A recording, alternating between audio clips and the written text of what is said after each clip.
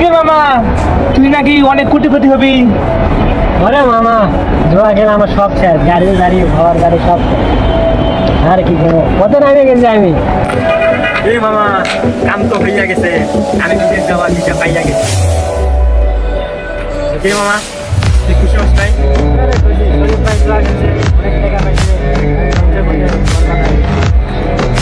প্রদীপ খেলছে, প্রদীপ পাইছে, আমারও খেলতে এবং এমনটা তো কথা না। ও জিতছে, ও খেলছে, ও পাইছে। যদি সবাই এরকম কোটিপতি হইতো তাহলে এই পৃথিবীতে কেউ গরিব থাকতো, সবাই বড়লোক থাকতো। এই জুয়া নিশাটা পড়েই আমাদের এই ভদ্র সমাজটা ওদের মতো কিছু খোলা মানে আশকারা পায়া পায়া প্রদীপ যেরকম পাইছে খেলছে, যে আমারও খেলতে হবে এমন। ও পাইছে, ও এক সময় রকম। আজ এই পুরা বিশ্বের মানুষগুলো এই জুয়াতে হাজার হাজার লাখ লাখ টাকা খরচ করছে। ঘর বাড়ি জায়গা সব কিছু বন্ধ হয়ে গেল জুয়ার। আচ্ছা, তুই কখনো ভাবছ বাড়িতে কখনো 10টা টাকা জিনিস নিয়ে যে পরিবারকে তাহলে শোন, এই জুয়া আমাদের এই সমাজ থেকে একবারে নিষিদ্ধ করে দেয়। আমি চাইছিলাম মনে হয় বিদেশ যাবো, আমাদের এই সমাজটা ভালো, কিন্তু না। আজ তুই এরকম জুয়াতে নাইমা করছো, সেরকম আরও কেউ নাইমা করবো, যেরকম হতে হতে আমাদের পুরা সমাজটা ধ্বংসের পড়ে। জুয়া জিনিসটাই খুব বড় একটা নিশা, মারাত্মক নিশা।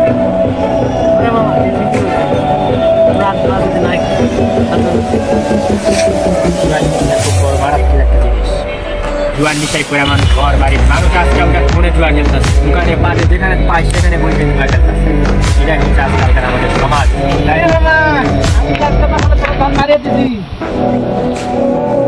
আমার 7,000 টাকার দান নাই রে। তোর কারণে মনে করে ছেলেটা আসছে পথের দিকে, ও দিন আনে দিন খায়, ওর মাকে চিকিৎসা করাইতে পারে। কখনো 10টা টাকা দিয়ে পরিবারকে বলে যে তোমরা এই টাকাটা খরচ করো, জুয়া সেখানে লাগে, ওরা পথের দিকে ধ্বংস হয়ে গেছে। এই জুয়া একটা মারাত্মক বড় জিনিস। আচ্ছা, তুই 10,000 টাকা দিচ্ছ, কামটা তুই আমার ক্ষতি হয়ে গেছে। আমি বলছি তুই আমার সবার সামনে যা, আমি এই জুয়া একটু বানাইতে চাই।